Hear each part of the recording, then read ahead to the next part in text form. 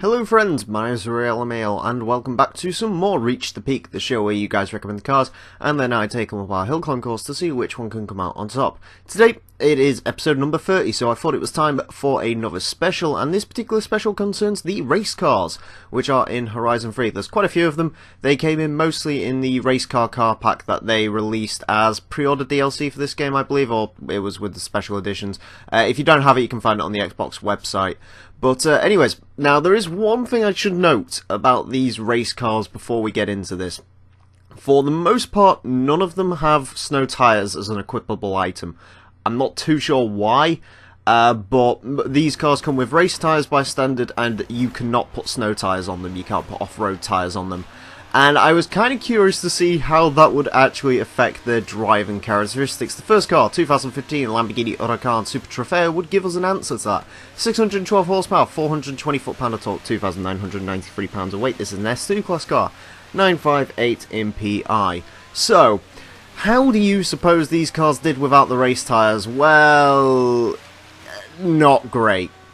These vehicles struggled, as you're gonna see quite a lot actually, which is a little bit of a shame. I don't know why snow tyres aren't equipped. I mean, I guess it makes sense, because why would you want to put snow tyres on a race car?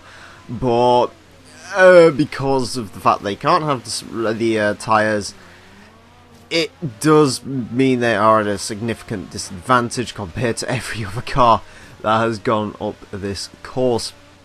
And I guess the one interesting thing that we will find out today is essentially, you know, how much the snow tyres affect the cars, at least in driving characteristics, a hell of a lot.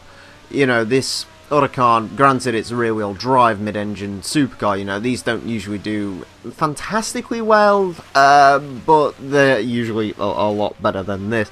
On the plus side, it makes a lovely noise. The Huracan makes a fantastic noise. It has a brilliant, shouty V10 Audi motor. It sounds very fantastic.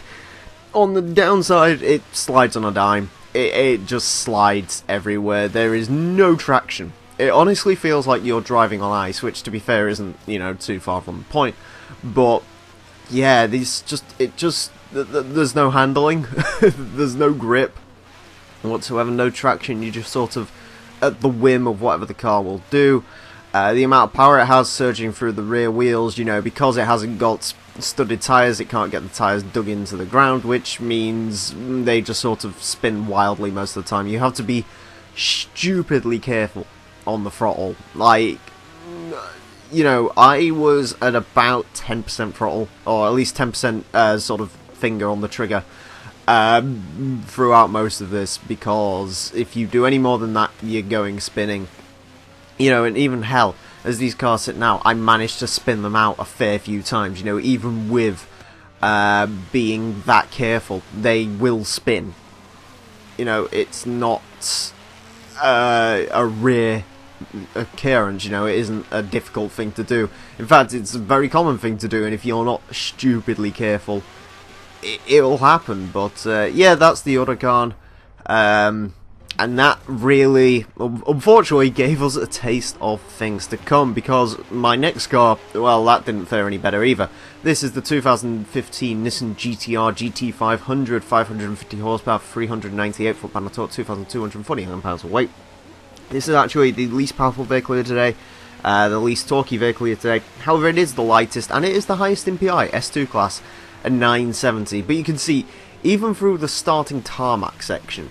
Now, that tarmac section has virtually never caused me any problems for cars. You know, even the cars which are horrible going up here, you know, the Caterhams, the Donkervorts, the Aston Martin Vulcan, they dealt with the tarmac reasonably well. These cars couldn't. They're just spinning their wheels. And also, it's worth mentioning this GTR is rear-wheel drive as well. Front-engined rear drive. They just can't deal with it. They just... it's just insane how little grip you have in these cars. And, you know, it is quite fascinating. It is, you know, nice to see the fact that, unlike in, you know, previous Forza games where, you know, the dirt tyres really didn't do anything, you know, it was much more beneficial most of the time to just run the race tyres.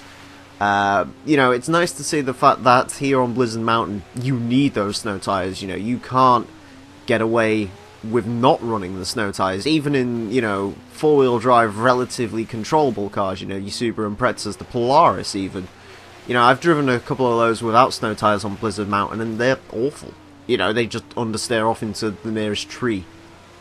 So, it is nice to see that the tyres actually do have a purpose for sort of the purposes of this, but of course it does wreck the race car's chances of doing any good. I mean, you're seeing here how little speed I'm actually able to get up in this. This is a 550 horsepower race car, yet it's taking this track, you know, some of these corners are going slower speeds than a Ford Mustang 2 King Cobra. You know, it is pretty crazy in that regard, so yeah, but the GTR, you can see, it struggled more than the Huracan.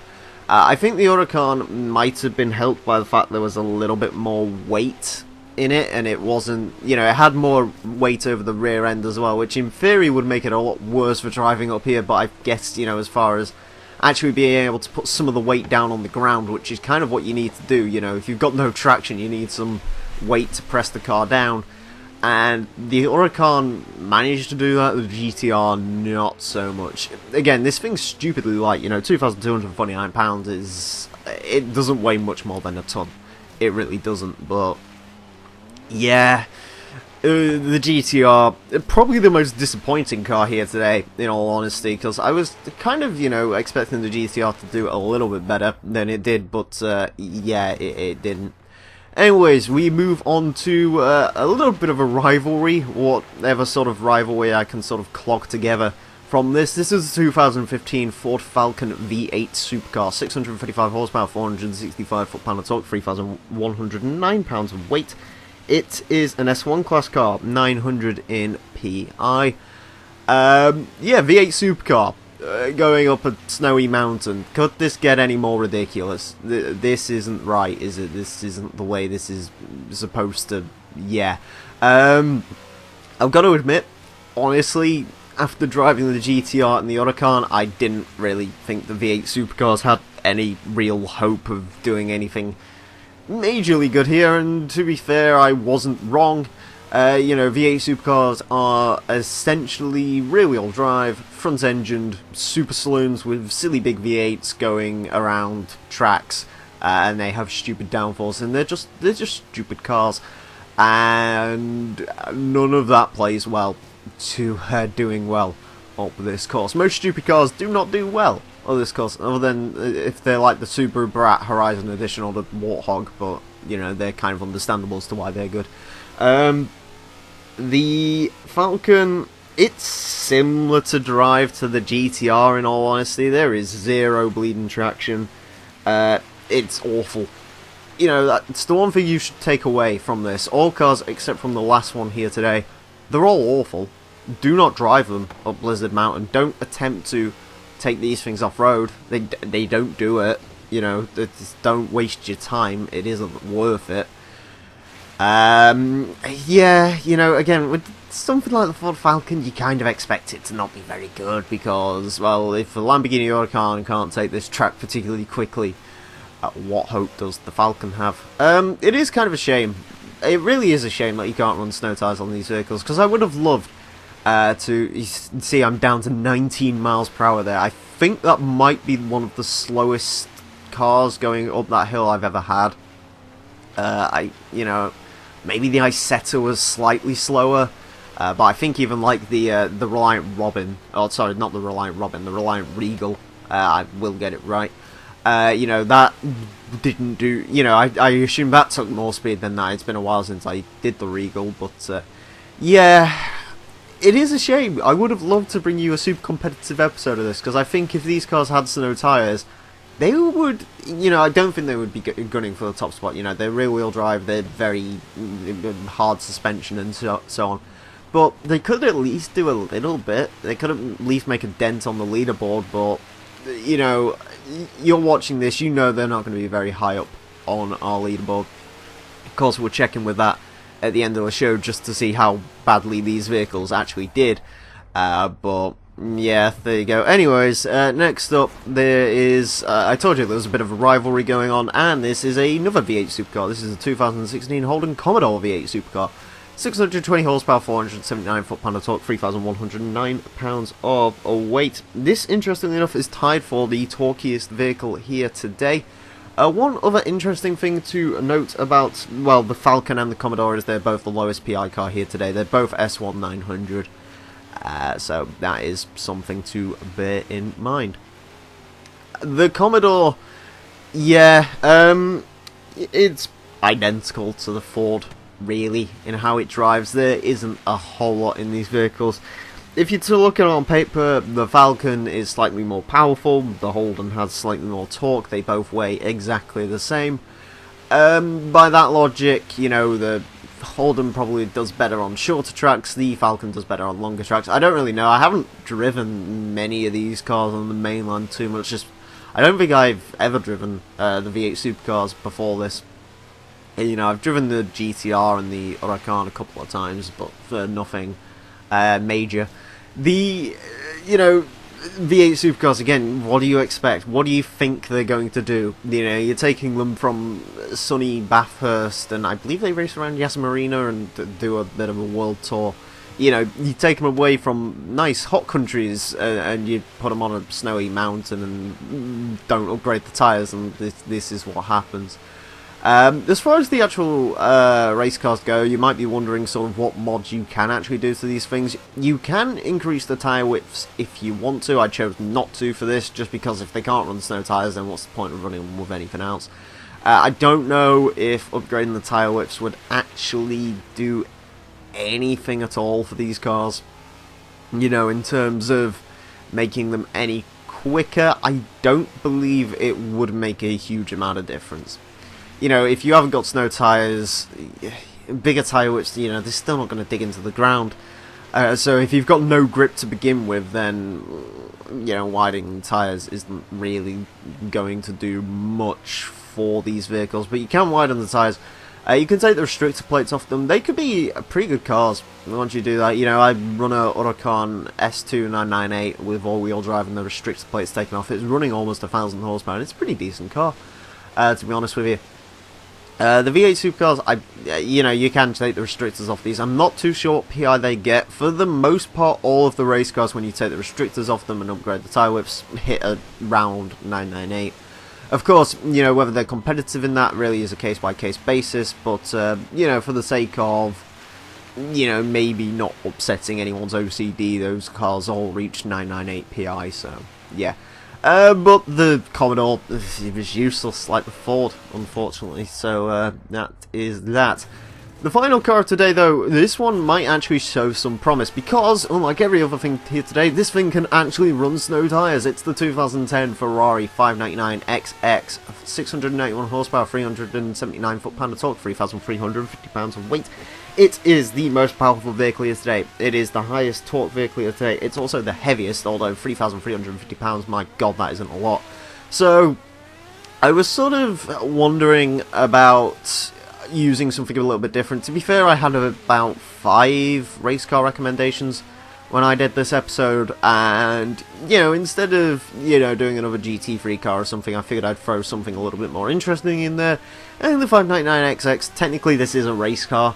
I mean, it wasn't raced anywhere, but it is a track-only car, so yeah, I thought I'd throw it in here, because why not, and there wouldn't be a better time to do it. Of course, 599XX was a Forza Fun award, and it's a car people like a lot, and I like the 599XX a lot, because it is a mental patient with snow tyre. You can just see how much difference the snow tyres makes to this car. You know, if it didn't have the snow tyres, I have no doubt this thing would be as awful as all of the other things. Honestly, it's quite crazy.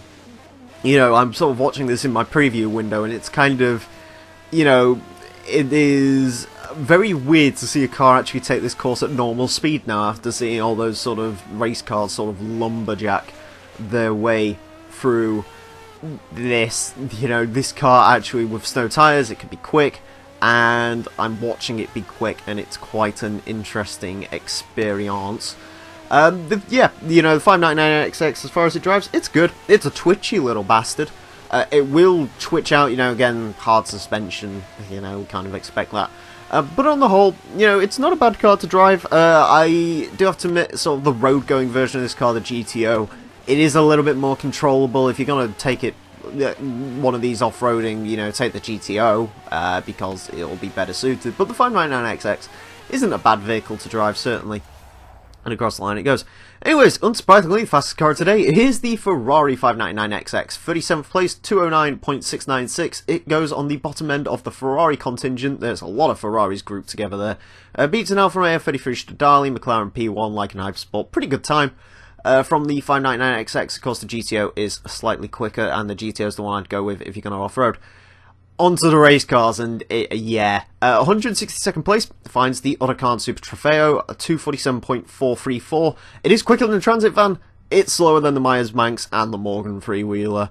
However, that's nothing compared to the Nissan GTR GT500, 166th place, 301.114, just beats the Fiat X19, gets beaten by the Mercury Coupe and the Ford F100 by over 11 seconds. The Holden Commodore V8 Supercar goes into 168th place with 302.149, and ironically enough, 169th place finds the Ford Falcon V8 Supercar, 302.349. Those cars are actually pretty close, which, you know, that's pretty good. I will say those cars were running about 320, and then all of a sudden I managed to bust out a good run somehow. But yeah, you know, it beats the Super Deluxe station wagon. That's something. But there's only 5 slower cars at the bottom of the leaderboard, so yeah.